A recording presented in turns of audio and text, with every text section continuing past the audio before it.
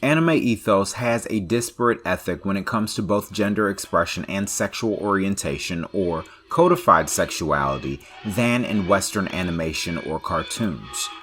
Although the arc of inclusion in media over the decades exists in both domains as they have both improved and evolved, the history of this type of representation in both Western and Eastern cultures are quite different. Japanese culture has had a long history of including varying gender or sexual identities in their comics or manga, and in their animation dating back to even before the 1970s. This can be found in one of their first depictions, the 1967 anime Princess Knight, written by Osamu Tezuka, about a princess who took on male traits to become a warrior, adapted from an even earlier manga of the same name. Furthermore, women having both masculine and feminine traits is also found in much of Eastern history and texts, as in the Ballad of Mulan from China, and in the history of the Onimusha woman who fought alongside male samurai. Female warriors as a class, or women who occupied male spaces, appeared in many places in Eastern historical culture, in places like China, Korea, and Japan, but doesn't have a formal equivalent in European or Western European or Western history, despite the odd figure like an Anbani, the female pirate, or a female ruler.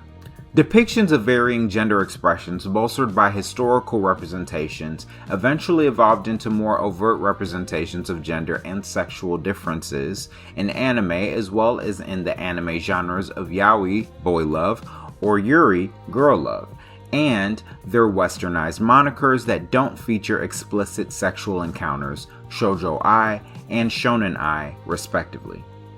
Western animation has had very little variance of gender or sexual representation throughout its history until around the post-millennial age.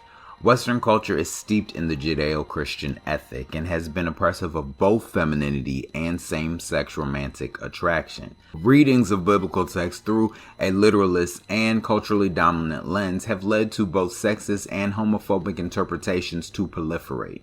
Some modern theologians have worked to unravel some of these ideas, but many of these ideas, like the equivalency that modern terms like homosexual are given to ancient scriptural terms and context surrounding same-sex thousands of years ago, have persisted. Even historical depictions of women taking on male traits in the name of faith were met with violence, evident in the real-life case of the heroine and warrior Joan of Arc, who was burned at the stake for numerous charges, including heresy as well as the crime of dressing like a man. Pre-modern depictions of women in leadership in defiance of gender roles or aesthetic identity seem to be nearly void in Western history, and certainly to the Western cultural memory or active consciousness, particularly in reference to the church. Not to mention in men whose more genteel gendered clothing seemed not to press too hard on societal norms of the time in the case of the fop. Moreover, male femininity is equally elusive outside of the histories of ancient Greece or Rome.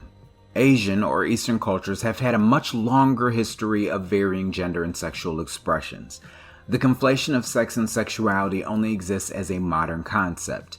Men could have wives and have male trysts or lovers without them considering themselves gay or lesbian, similar to the conception of sex and sexuality in ancient Greece. Therefore, these depictions of gender and sexual oppression in Western history didn't translate into many earnest attempts to include gender or sexual variance in much of cartoon media history. Early depictions of women taking on male roles, as in battling or leadership in animation, also coded these same female characters as highly feminine or hypersexualized, as in the case of She-Ra and other female cartoons that emerged in the 1980s. Outside of other gendered stereotypes for female characters, depictions of female characters were usually very feminine in early cartoons, and male characters generally did not stray outside of masculinity. Eastern faith traditions, particularly those found in Japan, namely Shinto and Buddhism, are apparently less culturally concerned with the manifestations of gender and sexuality. Shinto, for example, prioritizes cleanliness in terms of sexuality and sexual activity, as does Christianity, yet has viewed homosexuality as more taboo or unnatural, as it doesn't serve the inherent biological purpose or instinct of procreation, but doesn't describe it in such bombastic terms as it is often described casually in Western faith traditions, despite its very limited existence in the actual scriptures.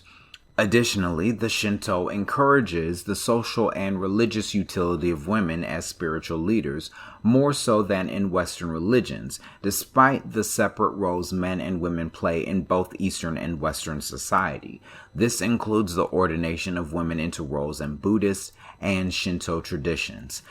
Contrarily, the roles that women play in biblical scripture and ancient Israelite culture, which are less clearly defined in terms of the roles women play in the actual religion and outside of their relationship to men, and that relationship being subservient and submissive in and outside of marriage, is furthermore more often interpreted as religious principle rather than a cultural practice of the time.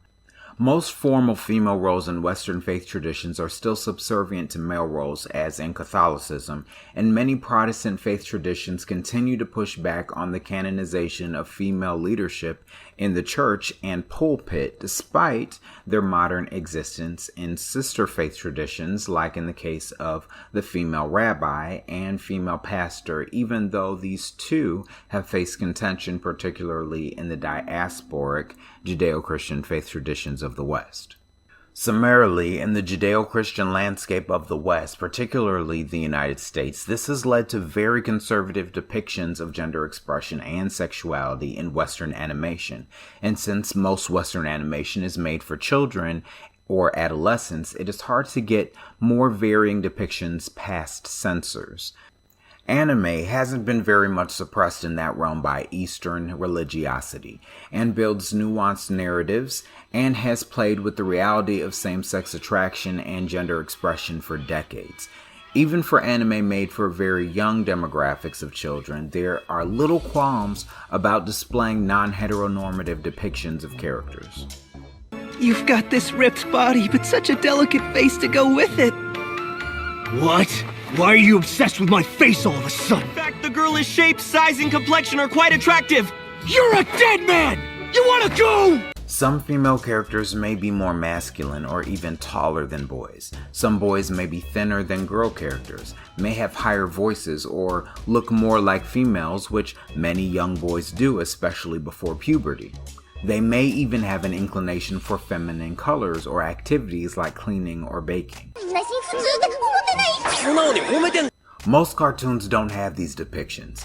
In fact, there is a history of Western media censoring both homosexuality and non-heteronormative characters in the English dubs of some anime. The archetypal nerd character is often as far away from heteronormativity that most Western censors have allowed cartoons. Tomboys are usually as far away from heteronormativity that girls get. And that tomboy will usually have a huge secret heterosexual crush in cartoons. Boy characters won't generally have female traits, like long hair. Girl characters won't have male traits. Codified sexuality does have a history in cartoons with foppish or feminine male characters, or masculine female characters. But these characters have a history of being written as villains and antagonists to the main characters. There have even been some depictions of these gay codified characters to be likened to the actual devil or demons. And these characters, these effeminate or masculine, gay codified characters, were written so that they are not meant to be trusted or admired. Modern, often Asian-inspired cartoons have attempted to canonize homosexuality in some newer animated shows, but they largely either rely on extratextual analysis, with showrunners announcing that a character was gay all along as a post-mortem for a finished series, or playing with the hinted romance among female characters rather than male characters, which is by and large how homosexuality is portrayed in cartoons when it is to be taken seriously. often due to women being viewed as less sexual than men and a safer choice to display on screen. Shows like Steven Universe have included canonized depictions of female-female relationships for characters they insist are agendered and non-binary, but are also exclusively female. So there is comparatively more female LGBT representation than male in Western animation at the moment. And the depictions of male representation in kids' media depict the male characters in very much heteronormative ways. And this points to a general difference between cartoons and anime. Cartoons generally shy away from representing gay culture. Gayness isn't merely an attraction that must be represented in the form of a relationship. It is also a culture which often has an observable communication style, fashion, viewpoint, and mannerisms. Most Western representations in animation are with heteronormative characters. They don't seem gay. You can't tell unless they tell you, or they end up in a relationship, not often representing gay culture or varying gender expressions. You should know something. You like me as a friend? Yes, because I'm gay. Oh. With very few outliers unless the show is for adults, and generally representing their homosexuality through the canonization of a relationship, which is by and large how Western showrunners have responded to social movements pushing for more representation. Anime, on the other hand, much more often does represent gay culture through varying gender expressions, flamboyant characters with different ways of talking and dressing. Additionally, anime in general, when it comes to romantic relationships, heterosexual or otherwise, doesn't tend to focus on putting characters in obvious, clear-cut relationships.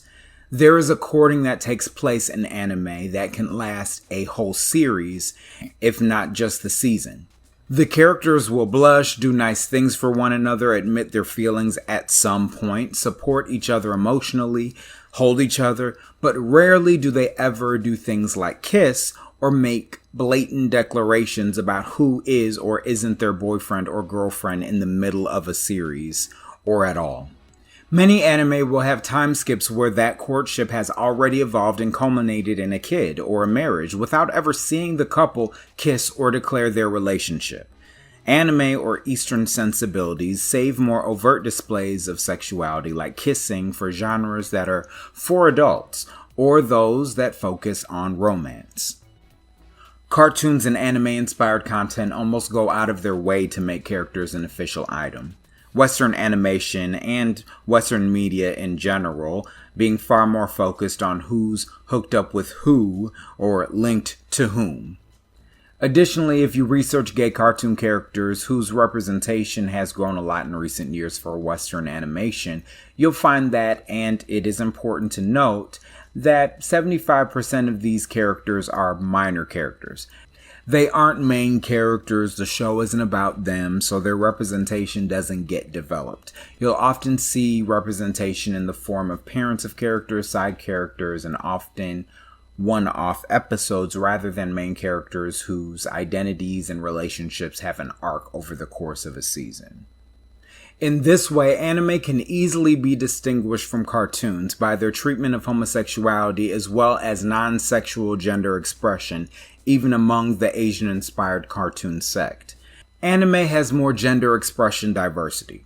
Cartoons have recently begun to canonize same-sex relationships, possibly more often even than an anime, but lacks the more nuanced scenes of the impetus of those relationships, which start with a simple crush, acts of service, or focusing on the reciprocation of feelings. In anime, both gender and sexuality is more up to the interpretation of the viewer because relationships and preference is less blatantly defined than in cartoon content. Eastern animation audiences can relate to characters that represent something authentic and natural about themselves without having to feel beheld to cultural norms, labels, titles, or the false idea that their attractions and possibly lack of either femininity or masculinity are indicative of some inherent sexual orientation or gender identity. And although late to LGBT representation, evident in their lack of diverse gender expression, particularly for non-LGBT characters, Western animation focuses on and succeeds at overt depictions of relationships. Another way in which cartoons and anime differ.